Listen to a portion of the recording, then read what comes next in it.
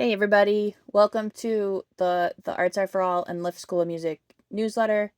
Um, there's one article in this newsletter that is different. So for Lift School of Music, there's an article about getting your piano tuned, and for the Arts Are for All, there is an article about book one recital protocols that are specific to the Arts Are for All students.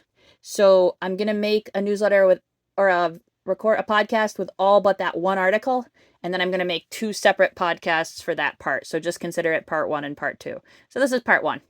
All right. Just know June/July. Summer's supposed to be fun and relaxing, right? Less stressful than the school year. Everybody's supposed to be happy and having fun the whole time, basically, right? Right? If that's true, why is the summer thing somehow more stressful than the school year? Transitions are hard. School to summer, sports winding down or sports ramping up. Summer activities in full swing, relatives visiting, vacations, all these things are theoretically fun, but somewhere in that theory, a lot of planning goes into it, and the mental burden on parents of summer is heavy. Plus, let's talk about kids. Kids often have big feelings about leaving their classroom and friends, even if they don't love school. They are playing outside more and are often exhausted. Boredom can seep in. Some kids are overstimulated and some are understimulated. Either way, that leads to more big feelings. So there are about 3 times per year that I don't mind if students don't practice, and this transition time between school ending and July 4th is one of them. The other 2 times, if you guys don't remember, are around the winter holidays and when school first starts up in the fall, and then also sort of spring holiday, whatever spring holidays you uh, celebrate. But that one's all often around recitals and junior festival time, so that one's not as big as a hey, let's all take a practice break kind of thing. Anyway, there's one caveat. If you know you're the kind of person whose first few weeks of summer set the tone of the whole summer, in that case, please practice carefully the whole time.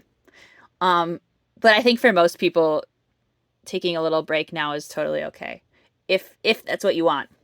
The best strategy for this time of year is to put a specific start practice back update on your calendar. Like put it as a reminder on your phone so it really pops up.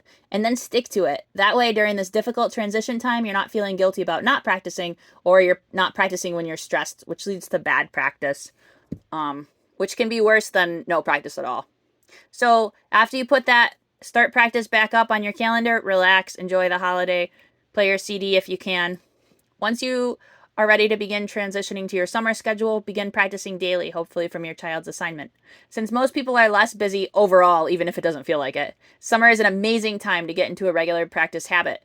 The best way to get into a summer practice habit is to practice your child's assignment every day with them. However, if they do need a time limit instead of the practicing the whole assignment limit, do 15 or 10 or 15 minutes of their assignment every day. That's better than no practice. So the best is to practice their assignment every single day. 15 or 10 or 15 minutes of their assignment, picking up where you leave off the previous day, is better than nothing. For students in book 2 and up, I advise to do a scale every day as a warm up, and maybe a twinkle. And for students in book 1, I advise you to do twinkles every day as a warm up. Anyway, that's special podcast info, not in the newsletter. Every year, students who were previously not good practicers become really good practicers over the summer. And while the goal is to keep up the good practice during the school year, even if you just practice during the summers, it is so much better than no practice at all. And not just for the piano. Like regular piano practice will help keep your child focused on something and probably will decrease learning loss over the summer. Though I couldn't find any studies to back me up. I'd love to do one.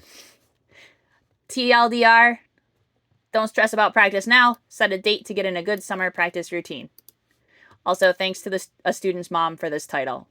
Just Know June or Just Know July. All right, next article. July studio recital. This is such a busy time of year. This was in the last newsletter, so if it sounds familiar, that's why. That's why the June-July recital is different from the November and March studio recitals, because there are 2 different options offered. The first option is already passed, and it went very well. Students ages 4 to 16 performed at the recording studio, and everyone went happy with the recording they were happy with. If you have not let me know that you are attending the July recital, please let me know as soon as possible. It is July 22nd from 11 a.m. to about 3 p.m.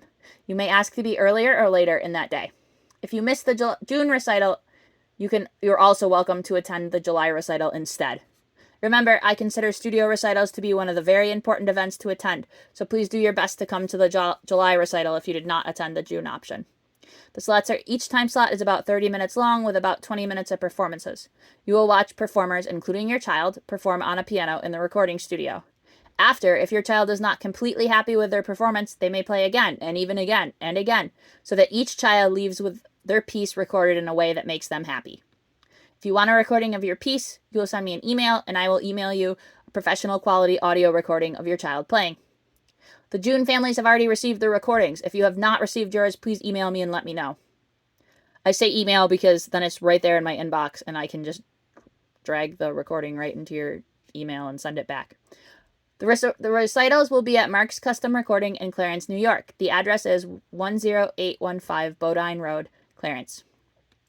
Following the performance, all students will receive a small goodie bag with treats and small toys and a cookie to eat later. We can't have refreshments in the recording studio. I also encourage families to do something after to celebrate their child, such as going out for ice cream or going to see a movie that the performer chooses. Prior to the recital, all students registered will receive a brief letter detailing the address, entrance, dress code, and recital etiquette. It's a really important letter to read.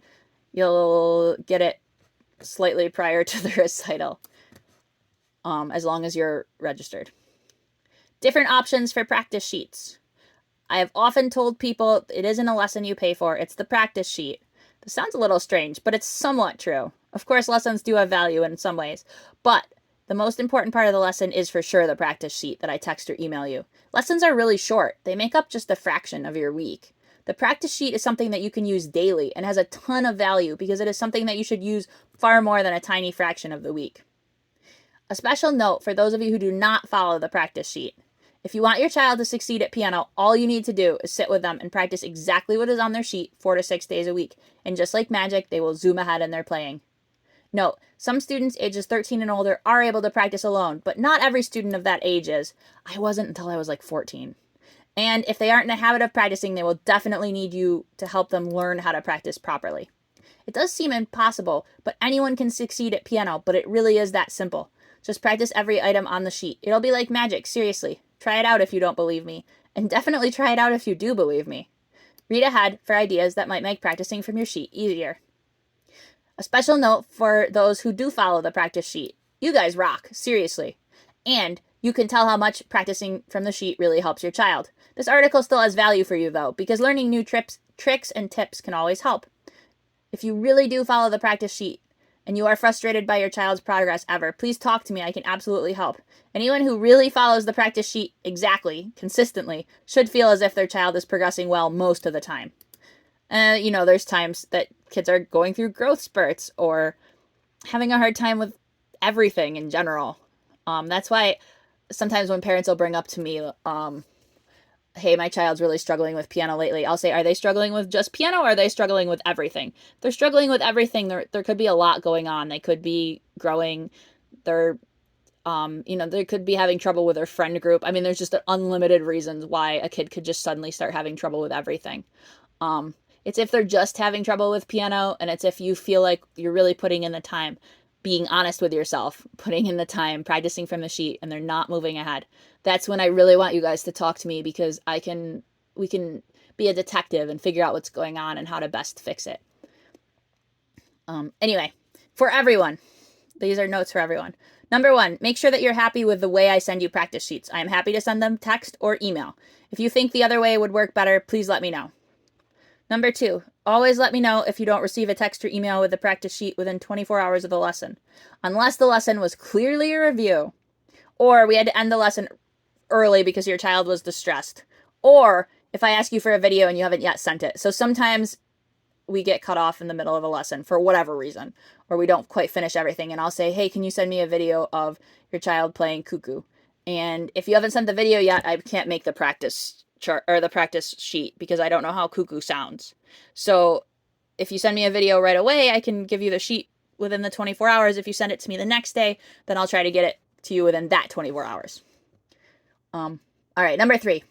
Let me know if you'd prefer your child's assignment in the form of a practice chart that they can check off. This is more work for me, but I am more than willing to do it if your child will actually use it. I have found that while charts temporarily increase proper practicing, without increased support from the parent, students will return to their original amount of practice within a month, and they eventually stop using the chart, and I don't like wasting extra time to make charts that kids aren't using. Number 4, you're welcome to make your own practice charts. I have 2 parents that make a checklist chart every single week. One parent who retypes everything where they can see all 3 children's assignments on one page. One parent who writes out her son's assignment in a way that makes the most sense to him.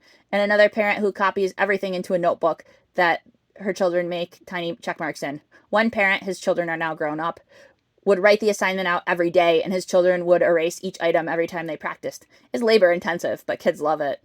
My mom would sometimes write every item on a 3x5 card and then hide them around the room for me to find during practice, just so that I was getting up between repetitions. Well, not between repetitions, but between items. Practicing exactly from the assignment can really help your child succeed at piano. Having their assignment in a specific format can really help you and your child stay focused on following the assignment. TLDR, let me know if you want me to send you a practice chart instead. It might help, not long term probably. Also, if you'd rather receive by email or text if you already get emails. Things to think about. Are you happy with the format you use for assignments? Do you make a chart for your child? Do you have a special way to organize your child's assignments? Let me know if you have a special way that you rewrite or organize assignments that you think might help other parents. July special lesson. All students are welcome to sign up for a free special lesson July 6th. These lessons will be shadowed by Mr. Mark Weathers, a piano teacher, doing research on different teaching styles. Any students are welcome to sign up for the lesson. Lessons will be exactly like the regular weekly lesson, with parental support encouraged, and games if your child normally plays games. Basically, just act like it's a regular lesson. Pretend that Mr. Weathers isn't there. The registration will close when there are no time slots left, and then there's a link for the registration. I strongly encourage everyone who's around on July 6th to sign off. After all, who doesn't want a free lesson? There's a really big gap for weekday kids between lessons, which for a lot of people who aren't practicing the beginning of summer won't be a big deal. For kids who have plenty to work on, it's not a big deal. But this extra lesson could really help kids who maybe need some guidance in the middle of that break. Genesee County Fair Talent Show. The Genesee County Fair Talent Show is a completely optional event that all students are invited to participate in. Participants compete in 4 different age categories: under 7, 7 to 11, 13 to 19, and adult, to receive small cash prizes. The participants also all receive free entry to the Genesee County Fair. Students are welcome to play piano, but you can do anything. In the past, we've had dancers, singers, sign language performers, comedians, and even a band. Students can perform as a soloist, a duet, and/or in a group. Please let me know if you would like help finding a piece for your child to play, or you want help learning a duet or group performance. Registration's there. Register by July 15th to be guaranteed a small prize bag. Office hours. Definitely come to office hours if you can. They're free. We will review pieces, have a mini lesson, and I will be able to answer any questions about anything you want to know. I really like and/or. We can do whatever you want during office hours. You're also welcome to bring me a non-Suzuki piece to play at that time if you want to show me something. Ask me what should your child be working on for a specific piece. We can go through everything kind of quickly. While your child might not be the only one at office hours, there are plenty of small group games and activities that will keep everyone learning at their level. So there's one office hours just for students participating in the July recital, and that's July 21st from 4:30 to 6. And then there's 2 office hours for anyone, and those office hours are July 11th from 5:30 to 7:30 and July 28th from 5 to 6:30. Let me know if you are interested the day before, and I will provide a Zoom link. These are likely the last of the trial office hours, so enjoy them while you can, and be sure to offer feedback. All right, Students' Choice Competition. This July, we will be having the first ever Students' Choice Competition. It's completely optional to participate, but it could be quite fun. It's called the Students' Choice Competition because the student picks any piece to perform, and students can choose to judge. There will also be a professional judge as well. Performance. All you need to do to participate is learn any non-Suzuki piece. Students may choose any non-Suzuki piece, though students are encouraged to choose a composer whose music has been suppressed in the past, such as a disabled composer, an indigenous composer, a black composer, or a female composer. While no extra points will be awarded for choosing an underrepresented composer, students who do so will receive an additional certificate. If students need any help selecting a piece, let me know. Though my general advice is to pick something you really like. Students will be judged by general age categories, ages 5 and under, 6 through 9, 10 to 14, 15 and up, and by how long they've taken lessons, less than 6 months, 7 to 11 months, 1 year, 2 years, 3 to 4 years, 5 or 6 years, or more than 7 years. Students may reuse their Florence Price piece or even look ahead and learn their Conner Chi piece early. You can also pick any piece you want, Disney, Star Wars, etc. Sight reading. For the sight reading category, students will receive a sight reading piece July 24th. They will have 1 week to learn their piece without help from their parent or teacher. This competition will be judged by level, right hand C through G, right hand and left hand separate, level 1 sight reader, level 2 sight reader, level 3 sight reader, level 4 sight reader, and level 5 sight reader, as well as by age, 5 and under, 6 through 9, 10 to 14, and 15 and up. Student judges. Students ages 4 and under are invited to be judges for this event. If your child is interested, let me know. They will receive several videos to watch along with an age-appropriate grading rubric, where they will provide scores and comments for students. Judging can be very helpful for students, and they can learn a lot from the experience. TLDR, competition due July 31st, 3 categories, non-Suzuki piece, sight reading, or student judge. You would judge the performance of another student. All right, next article, scales and fingering. Students begin learning scales in book 2. Read this or pay attention to this article if your child is near the end of book 1 or higher. Students begin learning scales in book 2. Scales are an incredibly important part of learning music for 3 main reasons. 1, music is made up of scales. This becomes much more clear in book 2 when almost every piece has at least 1 scale in it. Practicing scales separately from a piece allows your child to be comfortable playing scales before they have to play them in a piece. Scales have specific fingering rules that are universal and must be learned. Not surprisingly, the finger rules are best learned through practicing scales. 2. Scales are another way to practice finger exercises. To play scales properly is fairly difficult, which is why I do not introduce scales in book 1. Most Suzuki teachers actually don't introduce scales in book 1. Ideally, to play a scale correctly, a student must keep their hand in a loose fist, get out 1 finger at a time, except when reaching for the next note. Scales need to be played legato and smoothly. When a student plays a scale, they should have their wrist up, keep their hand and wrist still as they move from note to note. Example, not dropping their wrist when they play their thumb. That's a really common mistake. Number 3, scales are good ear training. As your child begins to play pieces and keys other than the key of C, this means consistent, specific black notes throughout the piece. They will need to learn which black notes go with what tonic note, the first note of the scale. If you don't understand all that yet, just believe me, scales are important for ear training. There is a 4th, non-musical reason. We play scales first, and your child knowing how to play a scale correctly and confidently can set their lesson to a positive tone. Struggling with a scale, feeling frustrated about immediately being corrected after starting the lesson, or feeling lost about what they're supposed to be doing can set the lesson to a negative tone. To help your child. For children who practice with the parent, it is the parent's responsibility to make sure that you are practicing the correct scale with the correct fingering with your child. There are many different options to help you help your child, and it is important to find the right one best for you. Finding the scale fingering. You can Google the scale and see the fingering and notes on many different websites in many different formats. For example, you would Google C major scale, 1 octave, piano, right hand. You can also find a video of someone playing the scale on YouTube. For example, C major scale, 1 octave, piano, right hand. You can use a scale chart, and then I have links for scale charts for 1 octave, right hand, left hand, 2 octaves, right hand, left hand, 1 octave, both hands, and 2 octave, both hands. Note, all 4 octave scales are the same fingering as 2 octave scales. They're just longer. Communicating the correct fingering and notes to your child. Children have very different ways of processing and learning information. Try to find a way for your child to learn scales that isn't too intensive for you and jives with how your child learns. Some children might do best if you demonstrate the scales for them. Some children might learn best right from a scale sheet with help.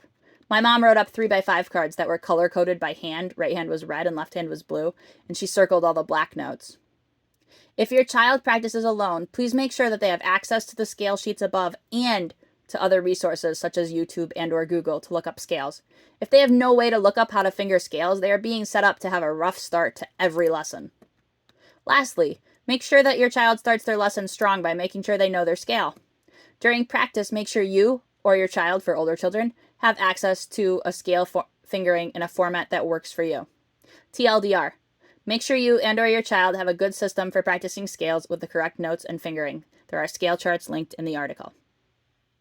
Focus on a Book 1 piece. Honeybee Both Hand. This article is designed for parents of students in Book 1. Primary purpose of this piece. This piece will teach your child how to play a both hands piece. 5 out of 5 stars to play properly. Difficulty rating. Average time it takes for you to learn if you practice with your child. 3 to 5 months to be able to play properly. Honeybee Both Hands will teach your child how to play both hands. Learning to play hands together is a huge deal and very special. Make sure your child feels proud and happy of their big accomplishment. Playing hands together is hard, but it doesn't have to be stressful. Practicing a lot of hands alone and listening to the CD a lot will help your child succeed. Practicing slowly and staying completely in control is extremely important. It is impossible for students to think about keeping the left hand soft and right hand strong while playing both hands, especially in the beginning. So practicing an extra strong right hand and an extra soft left hand when they are working on hands alone is very important.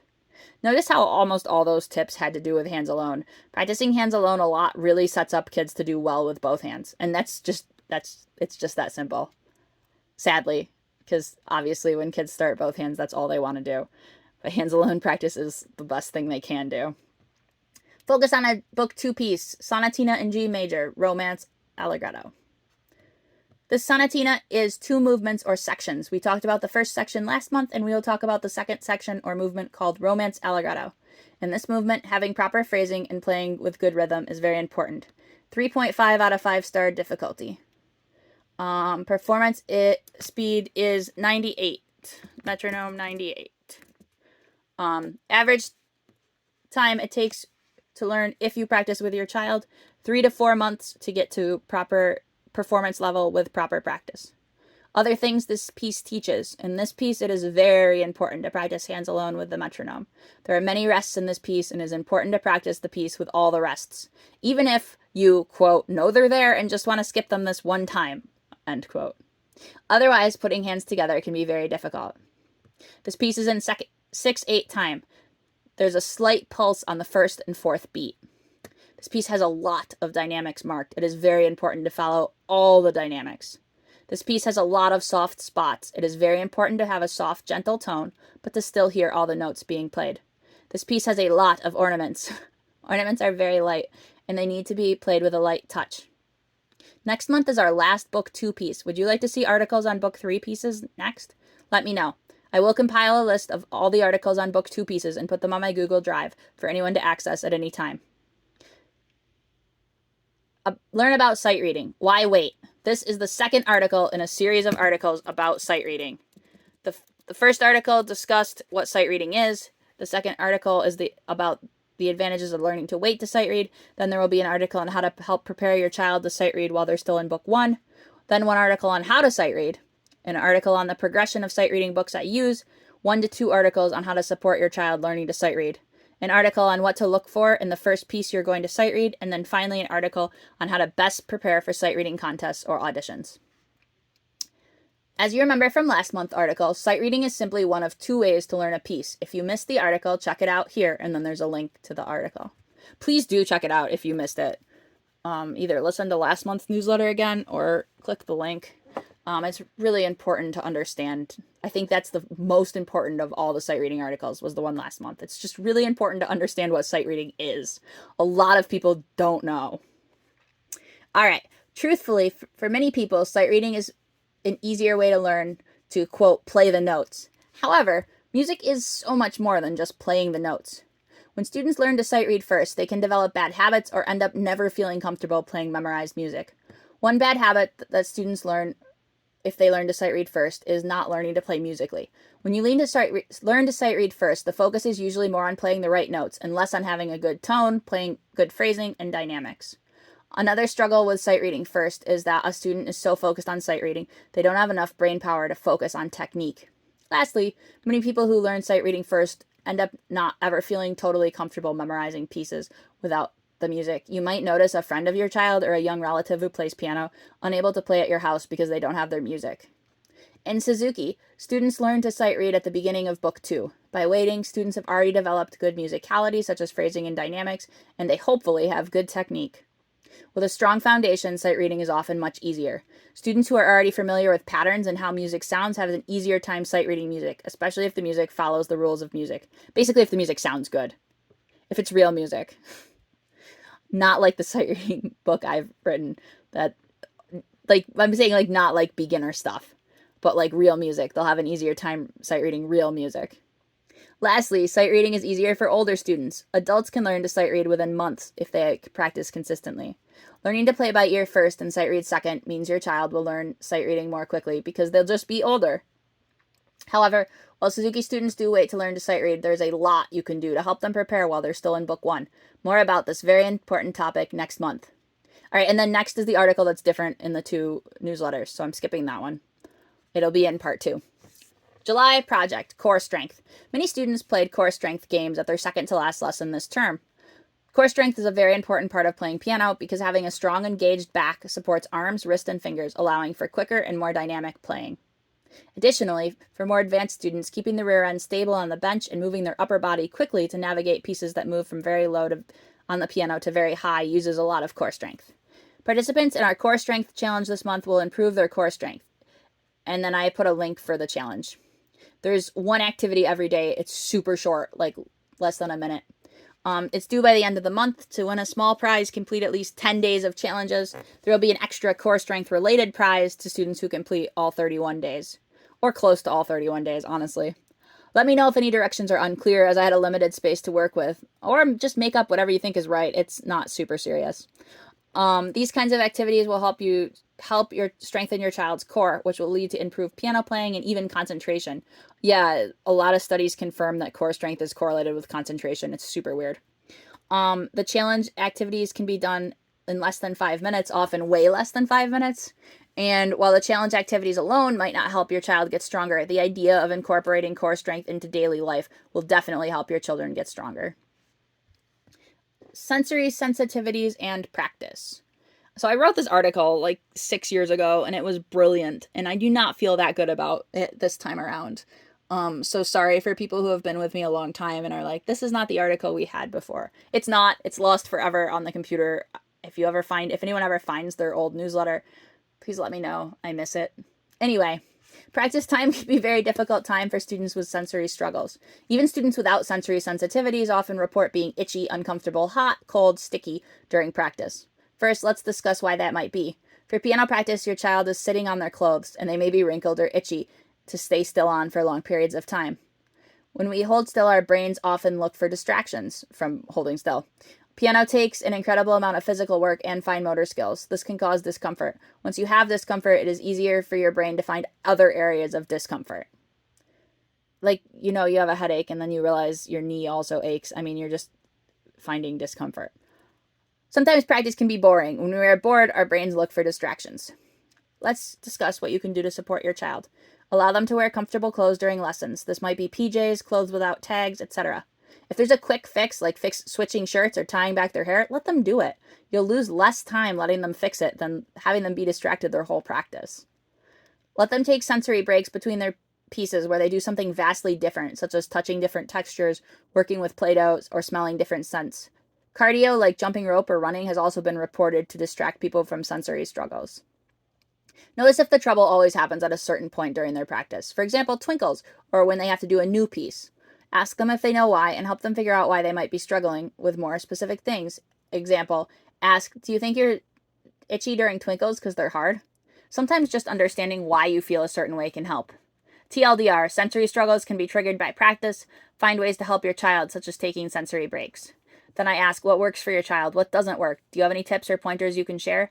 Next month, neurodivergence and independence in the context of piano. Is there an article you want to see related to neurodivergence? Let me know. Schedule a reminder. Please check the schedule. It's in the newsletter. It's in your registration confirmation email. It is on the Facebook. I made sure the new one was pinned. You have the schedule. Make sure you check it. Summer schedule is always a little wonky because I'm obviously not going to be gone the same weeks you're gone. Let me know if you're gone. You know the drill.